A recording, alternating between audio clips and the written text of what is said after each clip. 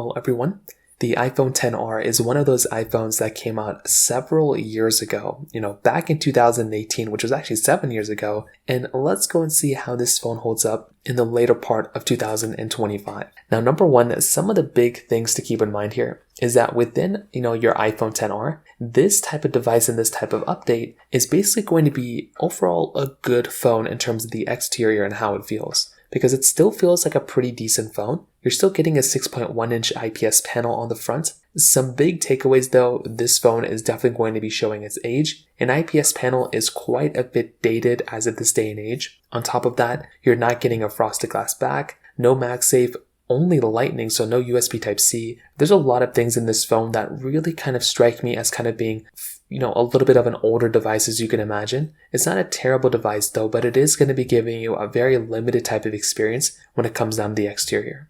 We do have two big updates though when it comes down to iOS updates. Both these, the iPhone XR has two different iOS updates you can install, iOS 18.7.2 and iOS 26.1. So this is going to be something that's going to be really cool to remember, because I would probably recommend iOS 18.7.2 being the update that mostly everyone should go through and install. If you're about to go through and install a version of software, I think it makes a lot more sense to go through and install something, basically like iOS 18.7.2 than iOS 26.1. 26.1 has more features, it's really awesome, but iOS 18 still is going to be more stable, and it does make more sense to install a device like that rather than installing a different type of update, in my personal opinion. So that right there is going to be another big thing. Battery life is going to be better on iOS 18, stability is going to be overall better as well, and definitely if I'm looking at a version of software to install, it's probably going to be one of those type of ones, to be honest. Now, when it comes down to how it compares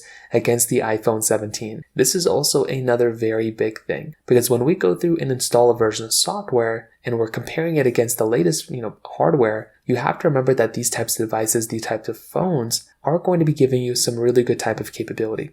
But the iPhone 17 is a significant upgrade coming from the iPhone XR. And if you still own an iPhone XR, going up and upgrading to an iPhone 17, that is going to be a monumental upgrade for sure. And you are definitely going to be feeling like you're getting a really big, really good upgrade going in that direction. So all in all, the iPhone XR still is like a, interesting device, and I do think it holds up fairly well. But if you're trying to get a phone that's going to be giving you a better type of lifespan, better type of everything across the board, the iPhone 17 is going to be the one that's going to be way better. But if you have an iPhone XR, I would recommend going up to something like an iPhone, 14 Pro, iPhone 13 Pro. Those types of devices are probably going to be giving you a better type of experience than something like an iPhone XR in this day and age. So in terms of that pretty much covers it up there. More importantly than everything else, I love every single one of you guys. Hopefully I'll catch you guys in the next video. Peace out till then.